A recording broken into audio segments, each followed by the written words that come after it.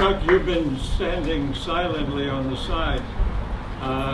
You were about how old when the war broke out? I was 8 years old, 1941. Of course, at that time, I lived with my Hawaiian grandmother near Kailua Stream, which is now Wana'au Road, before the bridge at that site. Of course, in those days, there was still the campus dairy, and we had to, getting up in the morning, of course, heard some, rumblings and so forth, so we thought that they were dynamiting the coral quarry at that time. But on a Sunday, maybe you have to work overtime. So myself and my Hanai sister walked from our home site to the First Methodist Church in the morning. When we got there, the minister was standing at the front steps and told us, "We are at war. You need to go home, but be careful. Stay within the ironwood trees so you're not be seen in the open." So we walked home, told my grandmother that a war was going on.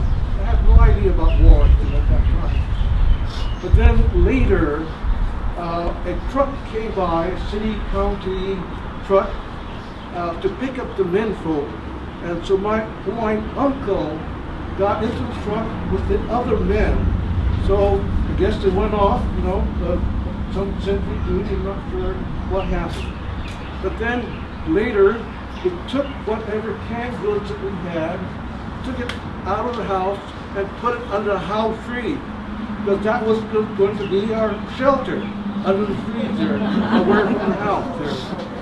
And then later on in the afternoon, we walked from that site, one outside there, before going into Enchanted Lake, so Kailua Pond, over to the, what is now the Kailua Park, Beach Park there, next to the Buzzard Steakhouse there, where we also stayed with our Hawaiian family at that night.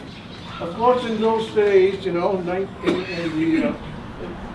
early during World War II and so forth, the population of Kailua was less than 1,000. As it was mentioned, probably the percentage of Japanese was 30 to 40%, maybe the Hawaiian population 15 to 20% at that time. Of course, now the population of Kailua is over 50,000. But from there, we see that night, things were blacked out, but listening to the radio and hearing what was going on throughout the island, So that was quite interesting that particular night. But I also would like to mention, as I said, I was 8 years old. My wife now, who was also 8 years old, was living in Pearl Harbor, right next to the power plant, because her father was the manager of that power plant. In fact, her father and brother, early in the morning, were out in their fishing boat, fishing, as the planes came in. But that's another story that she can share with you. That part that happened. Of course, the Mokapu, or the Marine Corps Air Base now, at that time was the Navy base.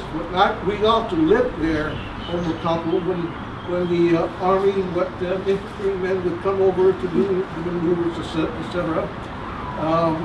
It was bombed 7 minutes before Pearl Harbor. So, that's